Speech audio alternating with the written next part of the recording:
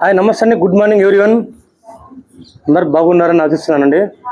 ఇక 4 రోజులు సెలవు పెట్టుకున్నాండి. సెలవు కూడా కంప్లీట్ అయిపోయింది. మళ్ళీ ఈరోజు డ్యూటీకి రిపోర్ట్ చేస్తానండి.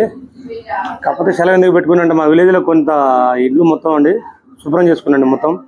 ఎందుకంటే మా ఊళ్ళు కూడా కొత్తగా దేవాలయాలు నిర్మాణం చేపడతారండి. ఇల్లు మొత్తం గడ్డి చెత్త చెదారం మొత్తం పెరిగితే నేనే మా భార్య ఇద్దరం పోయండి మొత్తం క్లీన్ చేసుకున్నాం. ఇక తర్వాత వచ్చేసి మళ్ళీ నేను నైటు మరి ఈరోజు డ్యూటీకి వెళ్ళాలి కాబట్టి రాత్రి మేము కోదాడు చేరుకున్నాం అండి. థ్యాంక్ యూ, నమస్తే. అందరూ బాగుండాలి, అందులో మేము ఉండాలండి. థ్యాంక్ యూ, నమస్తే.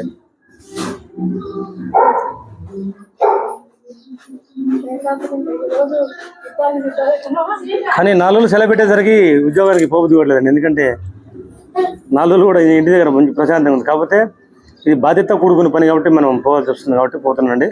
Duty important. అయితే మళ్ళీ ఒక 2 గంటలు మళ్ళీ డ్యూటీలో నిమగ్నం అయితే మళ్ళీ డ్యూటీ